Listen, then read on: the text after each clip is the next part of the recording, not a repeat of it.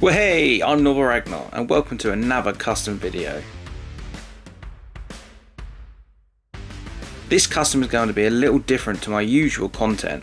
Primarily I focus on Gears of War customs, but in this video I'll be working on my first commission. Well, commission of sorts. Before I get into this custom, I want to give a bit of background and history of how this custom came to be.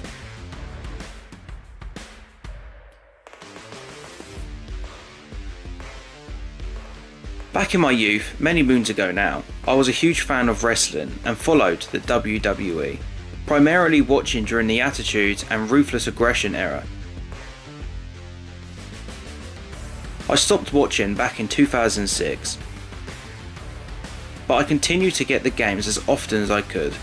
Wrestling games were great fighting games and always gave more variety in matches compared to the usual 1v1 style fighting games like Tekken or Mortal Kombat.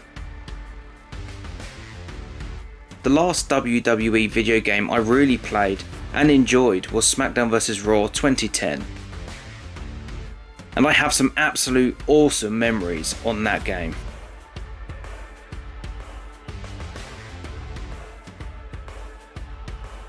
At the same time, I had just got my own place, moving away from parents, and would frequently invite my group of friends round, where we would game almost all of the time.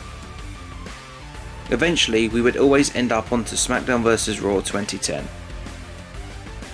At first, it was guaranteed that I would get a victory, but the more we played, the better my other friends became, and the matches became real intense but always fun.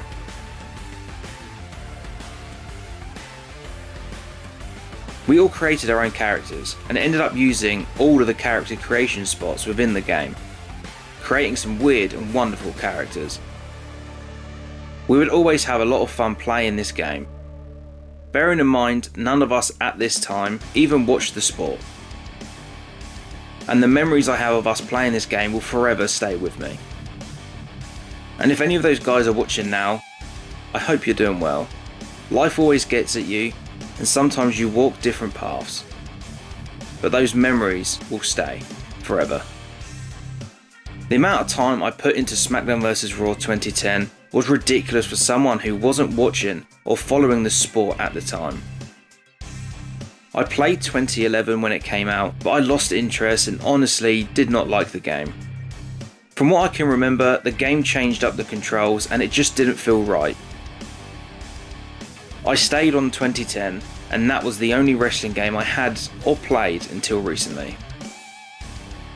I won't go into the history of how this new game came about, as if you're a fan of wrestling games or games in general, you would know the buggy mess that was WWE 2k20. But after hearing how the new game was revamped and remolded, I was interested in seeing how it had improved, as it's been a decade since I last played a wrestling game. And in all honesty, I absolutely love this game.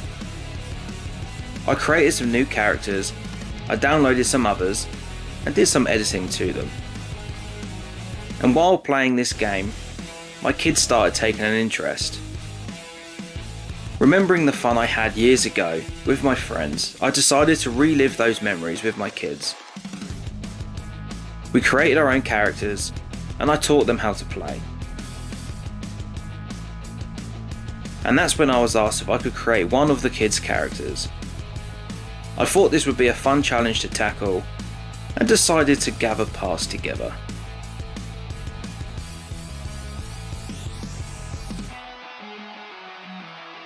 So let me show you the character in question, his entrance, and what it is exactly I'm going to attempt to build.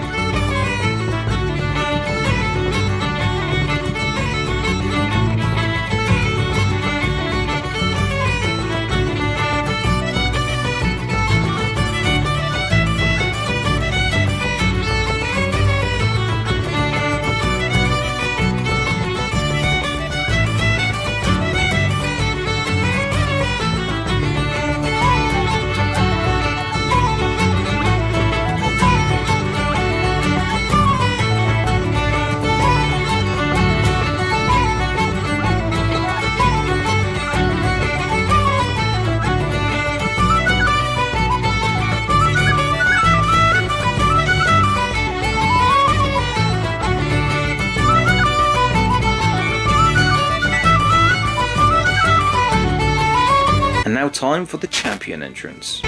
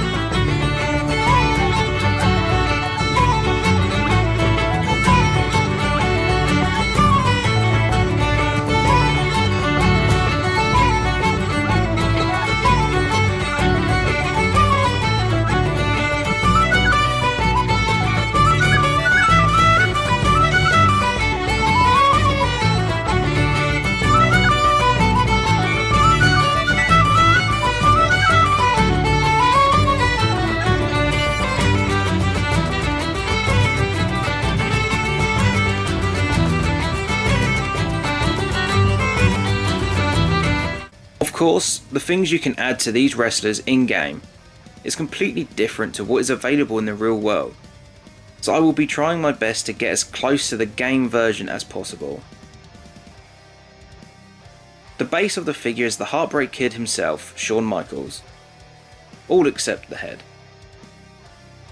This figure was chosen mostly because of the bottoms. The created character has Chaps style bottoms, and this figure has a similar style of bottoms. A guide to use later on at the very least.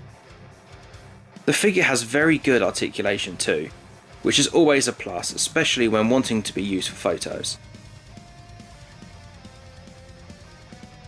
I also decided to get a championship belt, because everyone wants to be champion, right? This figure also has interchangeable hands, so he can be put into a large variety of poses. The head I'm using for this custom is Jeff Hardy. Bob's face has a very unique look to it, but my artistic skills aren't up to par, which is what's needed. So I made the creative choice to use Jeff's face paint design. Again, it's not one-for-one likeness, but it's better than my poorly drawn attempts. This net top came with Jeff Hardy, and I'll be using this yarn string later on. I resized the string to little more than needed. Using some neon green paint, I fill a small tub, mix together until I have green water, which I hopefully use to stain or dye the string, and at long reach the net top.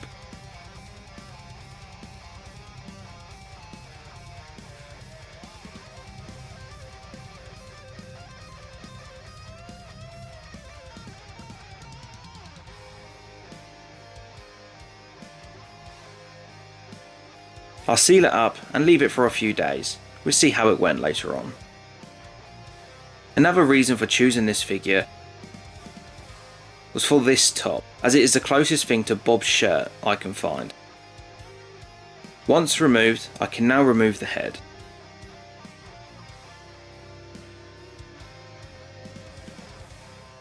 As per every video, I use the exact same method in removing heads. Boiling water and left for a few minutes to soak. Now I can remove the heads easily enough.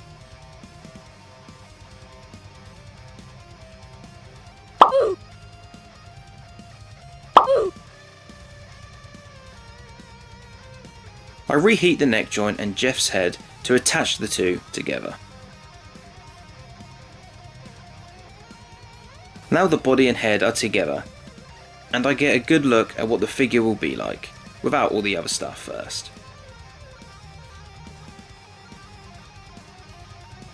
HBK's head will go in my bag full of heads and skulls,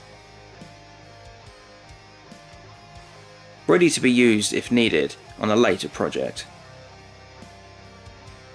As you can see, Bob's skin is a kind of dark red, so I'll have to repaint the majority of the figure's torso and parts of the head. And in hindsight, I should have left the head detached from the body to make the painting easier.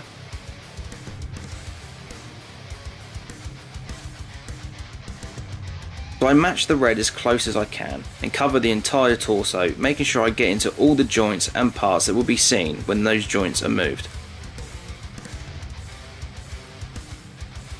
After the first coat, he looks like a generic Englishman on a beach somewhere in Spain. Very painful.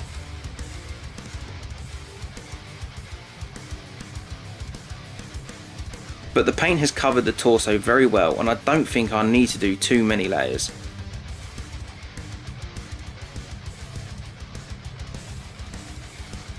I also painted parts of the head that the face paint doesn't cover, like the ears, neck and forehead.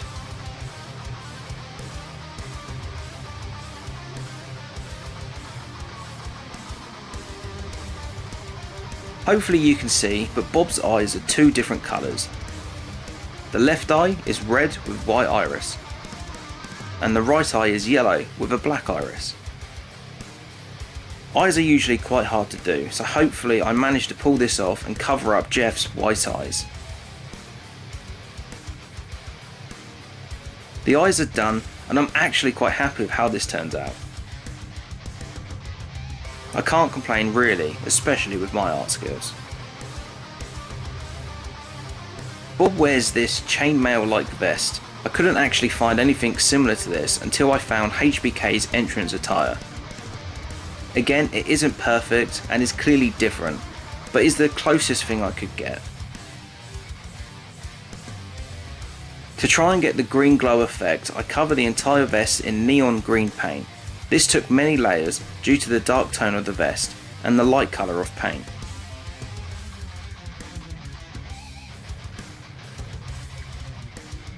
I use a basic lime green as a wash to give the vest a bit of depth and variety. And this is the finished look I got. Pretty happy with it so far.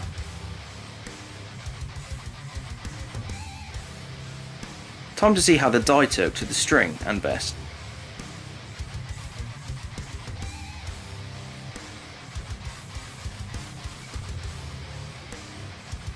As expected, the vest didn't change, but the string changed quite nicely. As a final attempt, I used some green coloured dye to change the colour of the vest. I don't expect it to work, but one can hope.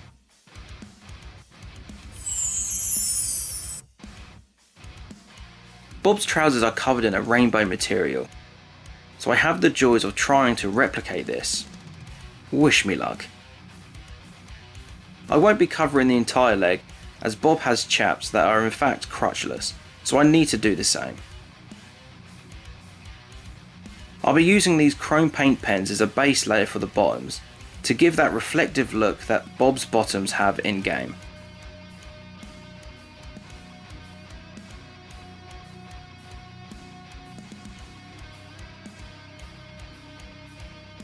To use these pens, you first need to pump the paint to the tip. Nothing bad's ever happened from just the tips. No. Once done, I can then paint or colour onto the bottoms, covering the black and white in a nice reflective chrome.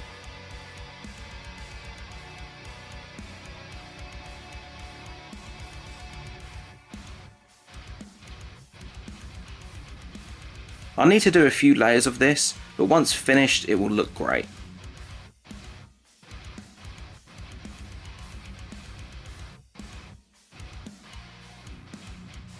Like wearing mirrored trousers, or pants depending on your location. But as a base, this will work great.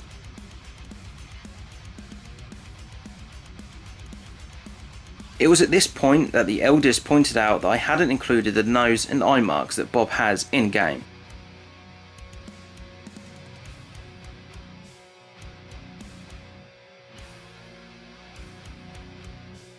So I added these and the neck slice, for reasons I guess.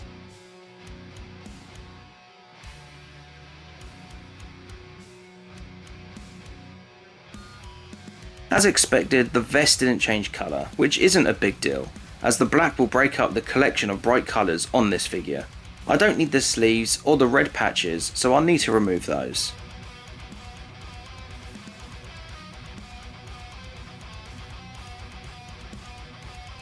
And this is what I'm left with.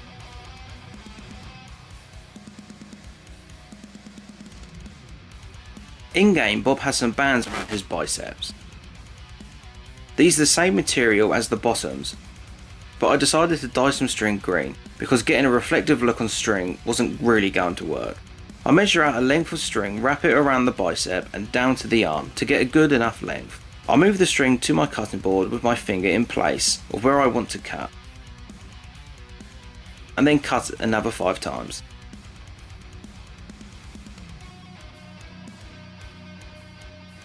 To give me 6 same length strings. I then tie a knot at the end of each one to give it a similar look to the in-game model. With the sleeves and red patches removed from the vest, I'm ready to start building this figure.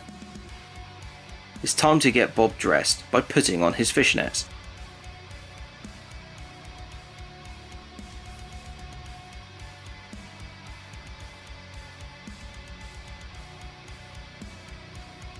I'm sure some of you go out like this on a Friday night. Not me, too busy dressing little plastic men. Now time to add the string, or arm straps, band things. One final measure to make sure it fits.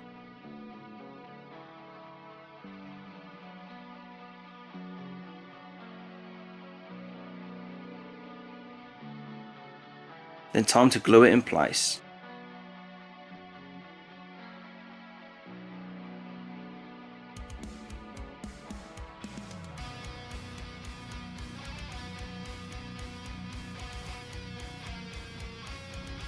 I repeat this another 2 times to finish this arm, then repeat the entire process for the other.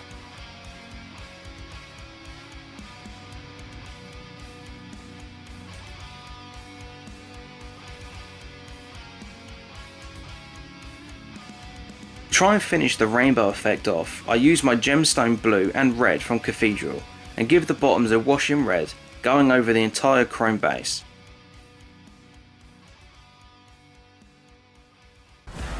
Once the red has dried, I go over again in blue, but stroking the brush in the opposite direction, hoping to give a good enough effect.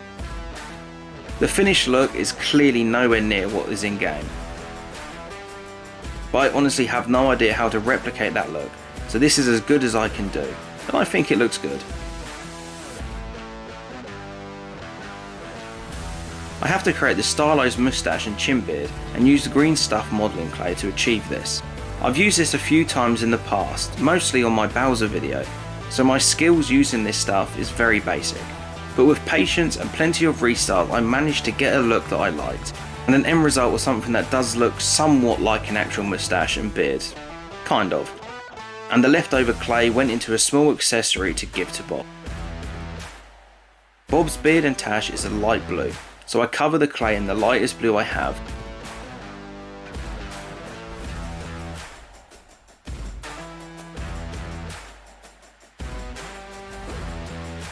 I also give this a dark blue wash to highlight the edges of hair texture I tried to create. I cover the wrist gauntlets in chrome, which when the hands have been added will look like gloves. And speaking of hands, I also give them a coat of chrome.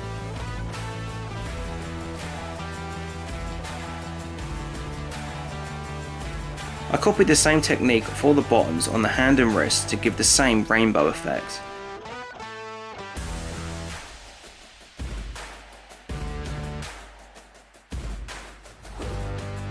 In game, Bob's chaps reveal that he likes to keep his bottoms crotchless, so I paint a small area on the crotch to give the look of skin.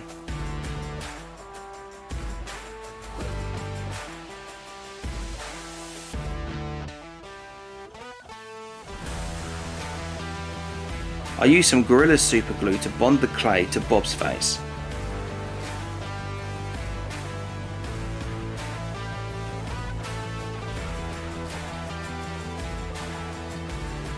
Looking very stylish. I may have to grow a beard like this one day.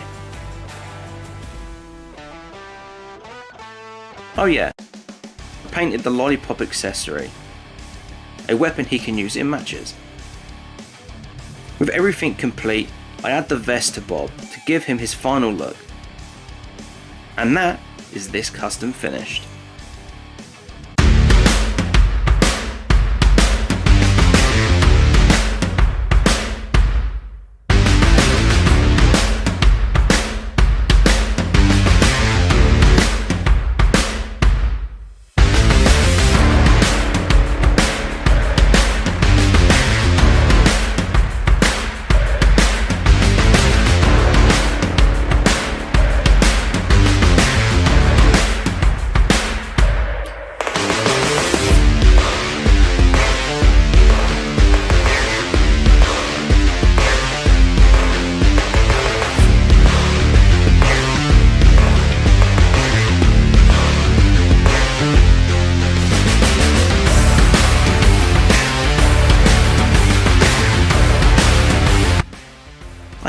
fun creating this custom. Being my first commission, it was always going to create a lot of pressure in how good I could make it.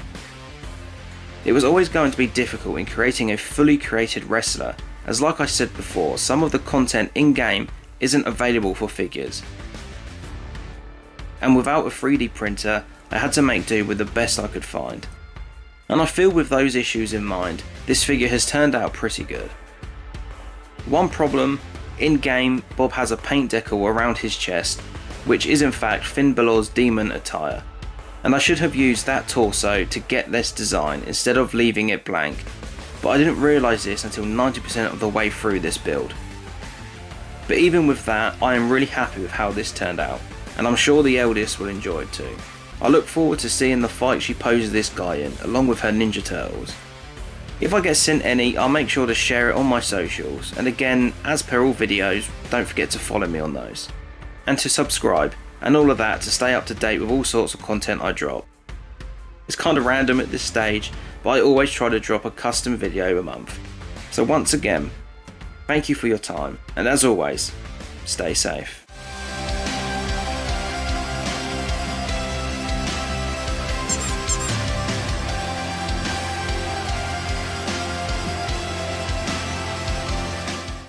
While I was busy customizing and creating Bob in the real world, the eldest created Bob a tag partner.